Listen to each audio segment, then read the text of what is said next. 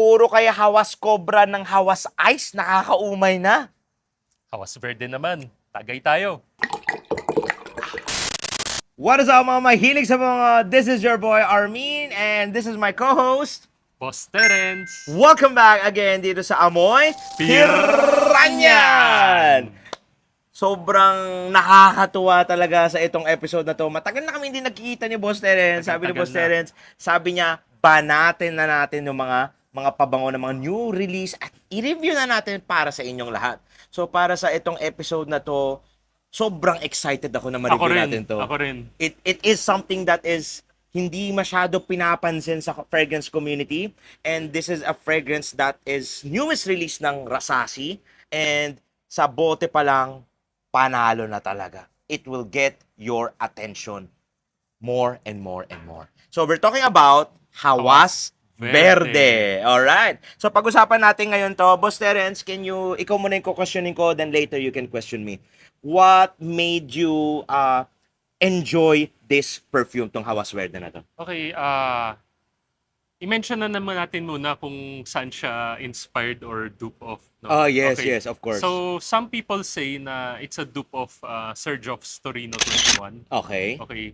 Some people say that parang ano siya, yung sa French Avenue Aromatics na Platine Blanc. Platine Blanc, that is Oo. correct. And for me, if familiar kayo, may previous video kami ni Armin about M. Micallef's Gin Tonic. For me, Suwabe din yun. kaamoy rin siya. Mhm. So, kung alam niyo yung common sa tatlong pabango na nasabi namin, is this opens up, 'di ba, Armin? Parang, para sa akin, Mhm.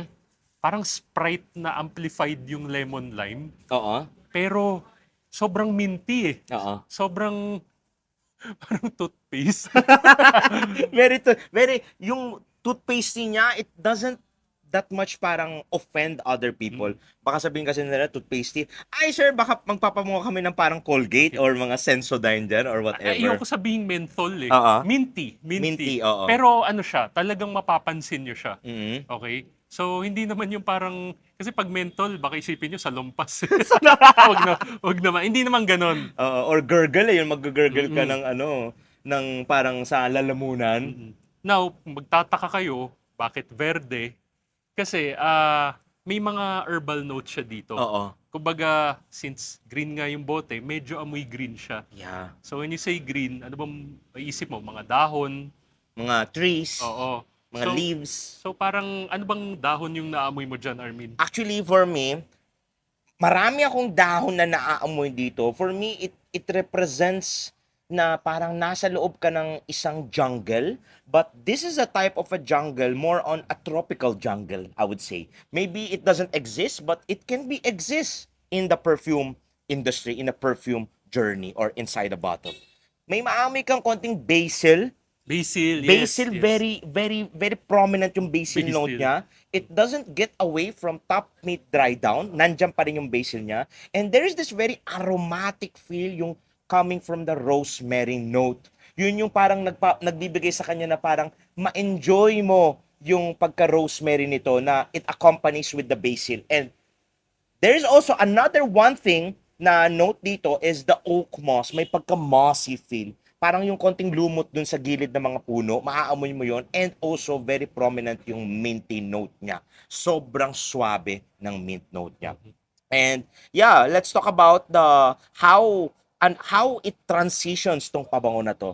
For me, initial opening pa lang, makukuha mo na yung pagka minty no? Very very amplified minty. But for me, I would describe it as a very cocktail-ish itong pabango na to. Ito yung parang cocktail-ish na nakukuha mo dito, Boss Teres, yung pagka parang malamig na baso na nilagay sa'yo dun yung may ice, may nilagay konting rosemary on top. Yung parang pagtapos na yung lalagay nilang baso mismo ng cocktail, tapos yung konting lalagay nila pang fancy things sa pagpupunta ka sa bar, may Yung konting mint, lalagay na ting, yun na yun. Ganon yung feel nito. It's very cold, it's very refreshing, very relaxing din at the same, no? Actually sa akin I get the sinasabi mong kasi it's being compared to a mojito. Eh. Yeah, may pagka-mojito talaga eh. Pero Cocktailish sa eh. akin yes mojito siya. Pero parang feeling ko naman, naaamoy ko, yung mint leaves, sobrang dami. Kinrush Tapos eh. nilagay. Oo. So talagang, para sa akin very minty talaga siya Ang eh. sarap I eh. mean, top to dry down, andun siya eh. Hindi nagfe-fade away Oo. eh. So, sige, siguro sa simula, parang yun nga, parang mentally, Mhm. parang malamig yung feeling. Yeah. Pero once na mag-settle yung parang iciness or pagka-menthol niya, Yeah. it dries down to something green eh. Yun nga, kaya nga reference kami ng Very green. reference ng basang damo, Yeah. ganyan. Pero kwento ko na rin, Armin, Yeah. usually kasi when we compare, the dupes, Yeah. nandyan lagi yung OG eh. Oo nga So eh. siguro magtatanong kayo, Sir Terence, nagustuhan mo ba yung Torino 21? Ng Xerjoff. Actually, dati, bago ko siya binili, I bought a decant. So, na-full wear ko siya a couple of times. Oo. Look, wag niyo ako ibabash siya. It's a popular fragrance eh. Yeah. Ah, It's a very expensive fragrance. it's very It's a expensive. quality fragrance. Ganun din naman yung opening, I would say parang amoy Sprite, lemon lime, tapos nandun yung basil. Ang hindi ko lang talaga nagustuhan sa Torino 21 is pag nag-dry down kasi. Actually, hindi lang sa Torino 21 eh. Oo. Even sa gin tonic. Okay. Pag nag-settle down na yung citruses, amoy basang dahon eh. Amoy basil na. Nakukuha ko So- yun. Sa gin and tonic, nakuha ko yun. So- Pero I never smelled Torino 21. Siya yung may alam nun, Torino So, 21. yun rin, tinanong ko rin sa mga kakilala kong may Torino 21, same experience eh. Pre, anong amoy mo pag dry down nun? Amoy dahong basa. Tapos sabi ko, pare, no, amoy hardinero tayo. Parang nag-ano tayo ng, Nasa farm tayo eh. Nakasando lang. Nagpa-farm. Parang nagkakat ka ng shrub sa garden, inawisan ka, pumasok ka sa bahay, uy, amoy dry down Amoy- ng Torino 21. So, Who wants to be smelling like that, di ba? kidding aside, Oo. yun yung medyo na, dun ako na turn off. Na-off ka talaga dun. But, Everyone doesn't like that. Maybe may mga ibang tao dyan, they might like that kind of a scent. Yung But- basanda mo. Armin, Oo. dito, Oo. actually, nung pinadala to sa atin ni Casey Good Deals, shoutout sa inyo, Thank you so much po, Ma'am Casey. enjoy ako sa dry down nito eh. Sobrang suabe. Nung pinadala sa akin to, sabi ko, ito naman, Torino 20, mangangamoy hardinero na naman ako. Parang ayoko na naman to. Parang it's a redundant na naman eh. Kaya Armin, naalala mo, bago natin i-review to, sabi ko, Armin, full wear muna natin. Oo. So, nag-full wear ako, on that same day, pinadala ko sa iyo eh. Yes, Tandaan yes. mo. Nag-full wear kami.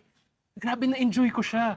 Kasi, siguro ang naging difference nito sa Torino 21 and Gin Tonic, for me nung nag-dry down, yes, it smells very green, but may floral note siya eh. Meron. May pagka... Anong floral yun? White floral florals eh. ba siya?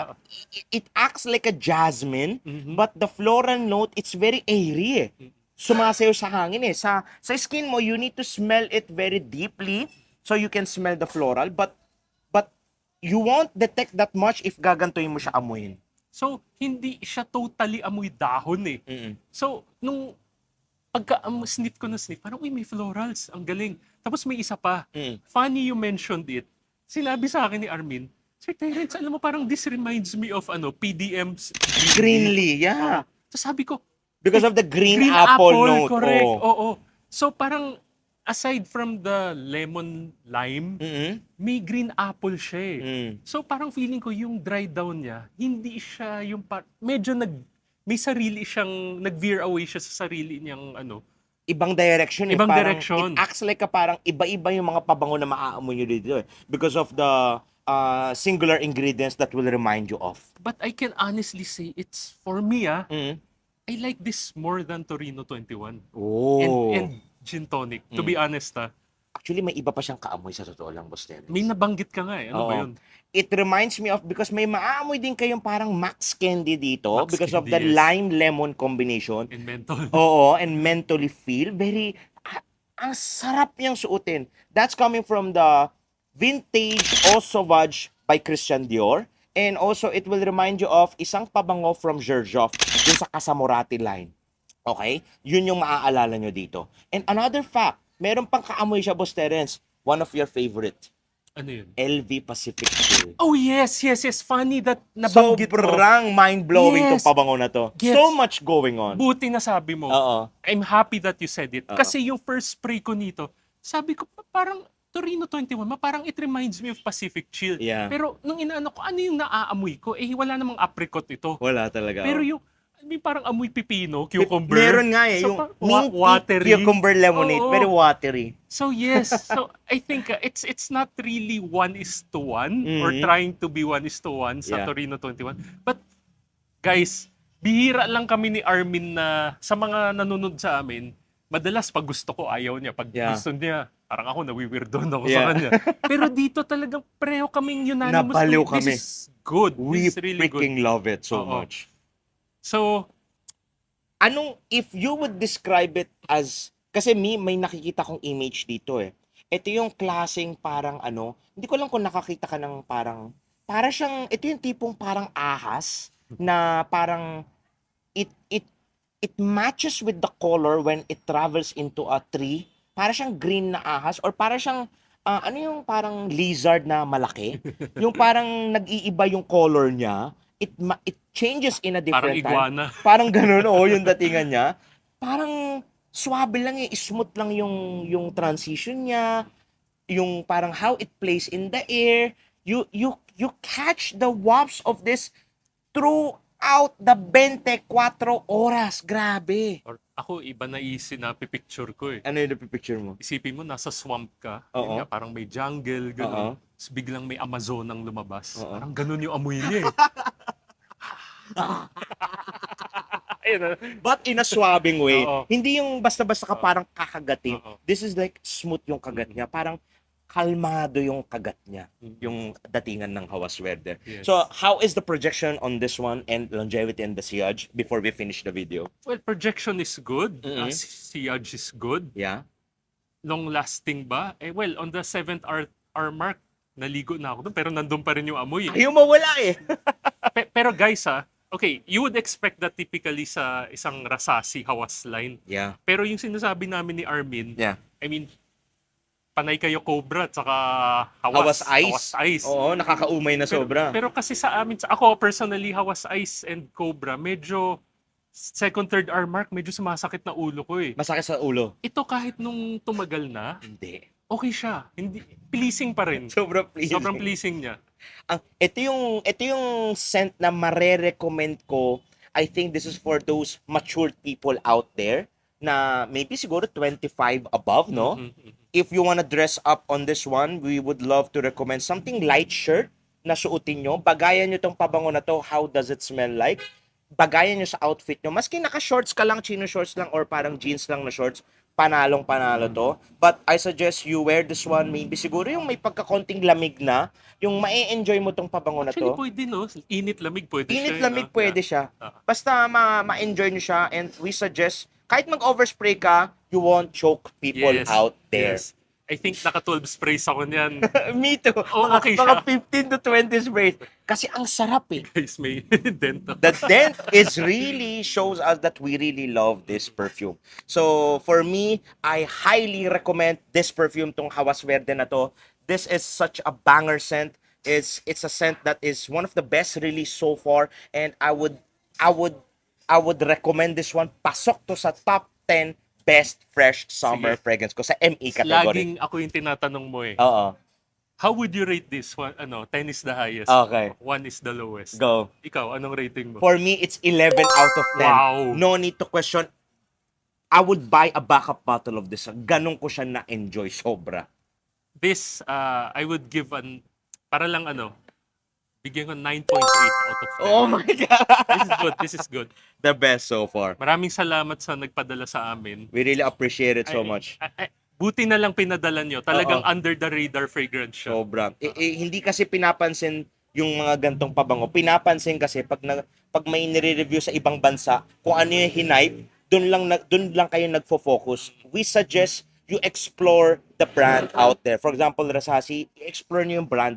Hindi lang yung mga puro Hawas flankers yung nirelease, yun yung i-review nyo, or yun yung parang pansinin nyo. Pansinin nyo yung mga under the radar, yung hindi pa nire-review ng mga reviewers out there. This is such a good release.